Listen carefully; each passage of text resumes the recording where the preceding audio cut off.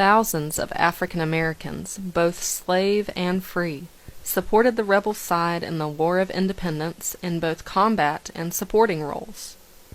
The laws governing the enlistment of free blacks varied from state to state. Most state governments and the Continental Congress resisted enrolling blacks at first, but as the war dragged on, they loosened their restrictions. In the southern colonies, Virginia and North Carolina enlisted hundreds of free blacks.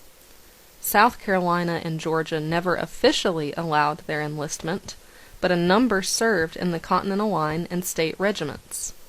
Free blacks served in militias in all of the southern colonies. The majority of free black men who enlisted in Continental and state regiments saw service as front-line combat troops. Some were drafted, but most were volunteers.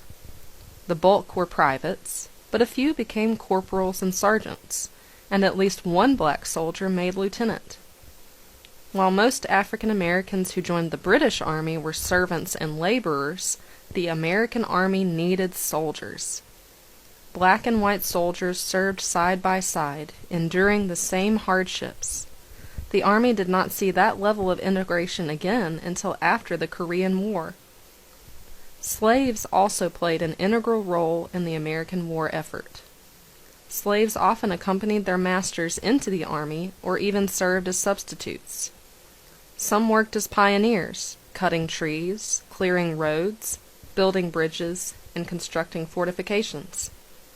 Some were teamsters or wagon drivers. Others functioned as orderlies or waiters who were attached to officers. States employed slaves in the public service, where they were hired out or purchased for specific jobs. They worked in salt and lead mines, ironworks, construction projects, fortifications, harbors, and rope factories.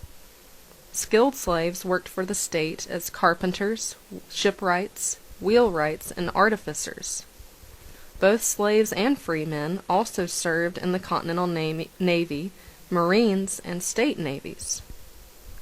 Although more runaway slaves joined the British Army or Navy, some slaves ran away to serve in the Continental Army or Navy, or state regiments, navies, or militias. In their opinion, military service was the same or better than working for their masters, and they would possibly earn their freedom when the war was over.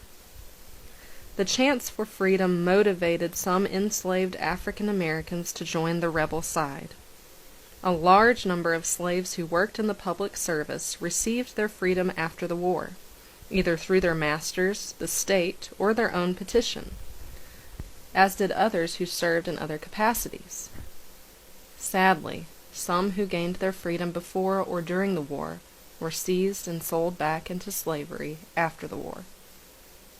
In all, historians estimate that 9,000 black men served the cause of independence, with 5,000 men in combat roles as soldiers and sailors. Free black men and slaves alike fought in nearly all of the Continental regiments and in several state regiments and militias.